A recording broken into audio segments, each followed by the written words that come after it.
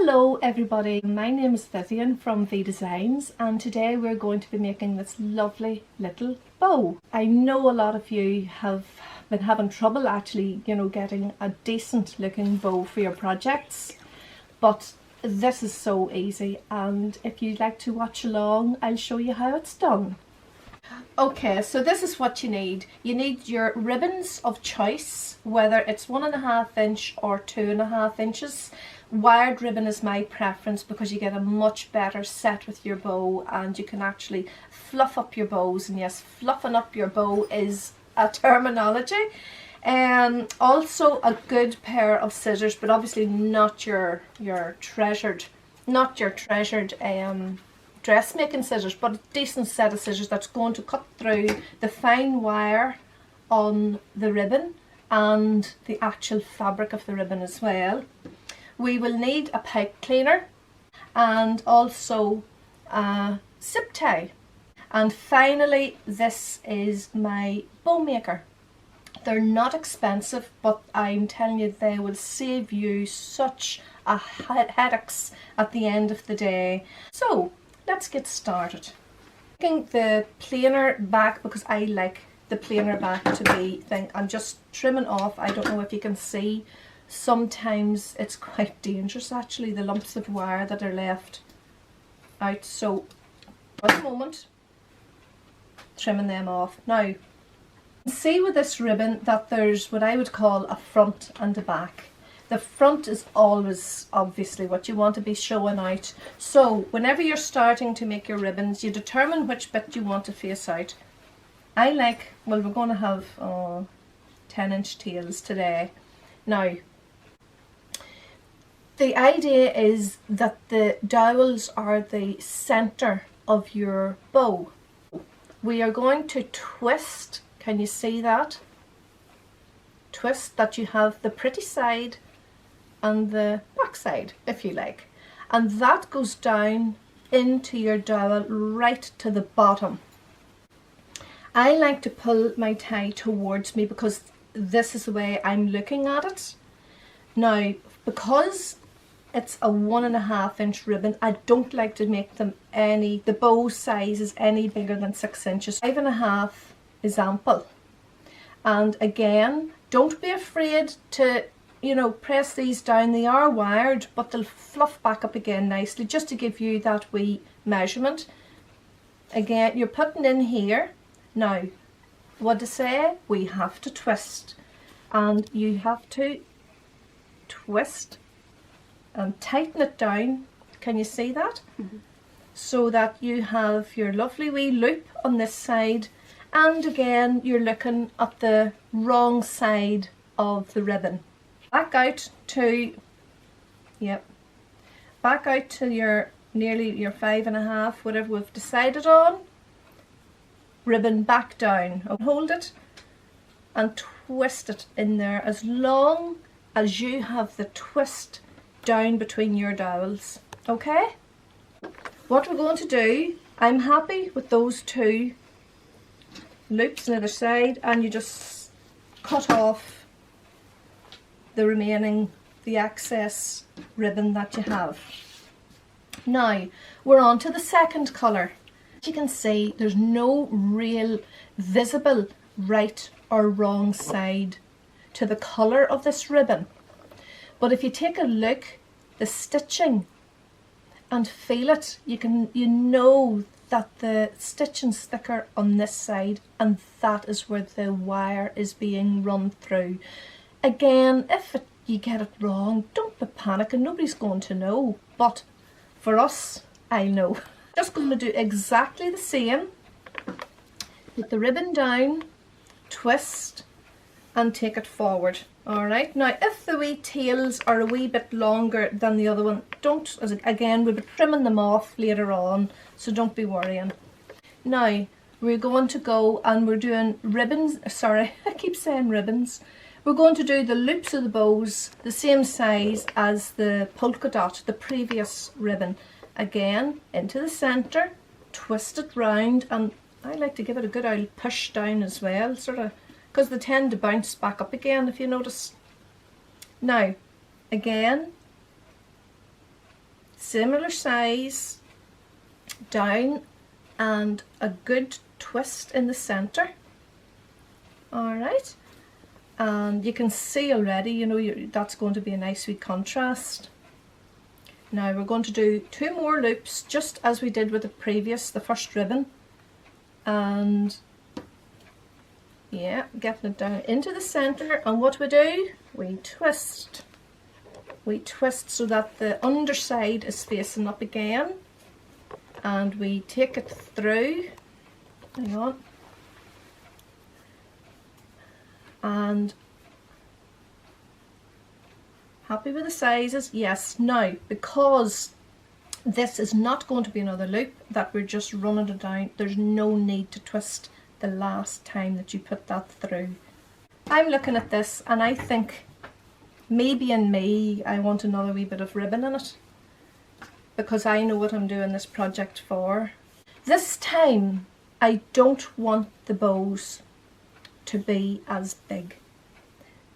The tails are slightly different. We have different lengths here, but that's all right.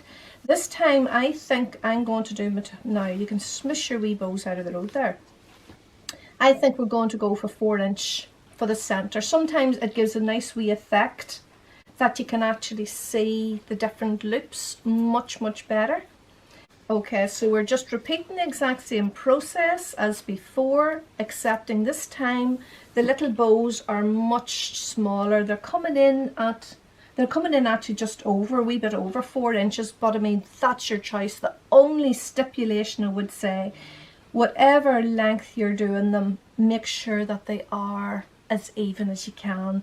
Like, you know, 5mm here and there is not going to be noticed, but anything else will be noticed. Alright, now folks, so once you have as little or as many ribbons into your little bow maker, the next thing we're going to have to do, and this is the fun part, and I'm saying that sarcastically because I've lost many's a bow doing this myself, is many's a bow. Well, it's the truth. Anyway, you take your little zip tie and you have to shimmy it underneath all the layers of ribbon that you've got. And, whoops, you see what I'm saying? And just, not tighten it now, but just enough that it's not going to disappear. Lift it off. Get rid of that. Now, so can you see where this has come off my bow maker? That is where the zip tie, where it was as close to the dowels as possible, but I want it to fall into that, see that wee groove? And we're going to tighten it up slightly, and I mean slightly, because I have to turn it over and slide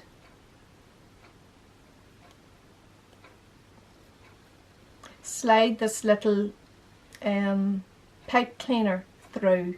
Then when I'm happy that everything's as centered as it can be, I just tighten up my zip tie. Okay, now at this point you could be tempted to whip that zip tie off and cut it and trim it. I don't, because you use it along with the pipe cleaner. Do you see that? And that gives you a grip to actually start fluffing. And this, I think, is the most fun part of making a bow. Again, I'm an awful woman for playing with my tails. Usually people leave their tails to the end, but I don't. Now, there's no right or wrong way to do this, because this is what you call fluffing your bow. What you're doing is you're breaking your bow, actually. That's what the... I don't know who come up with this terminology, but you are just taking the bow and you're just making it from it being very flat to being more rounded. Alright? You can twist them, turn them, flip them about whatever way you want. And you'll soon see that these wee ones in the middle will have their value very shortly. I'm hoping now you can see everything here. My camera person is keeping me right. Hello. family affair, I have to say. Now, okay, so what you want is to just play with them basically to see that they're, you know, the position that you want them and how fluffy you want them. I keep saying it, I'm getting as bad as the rest, fluffing.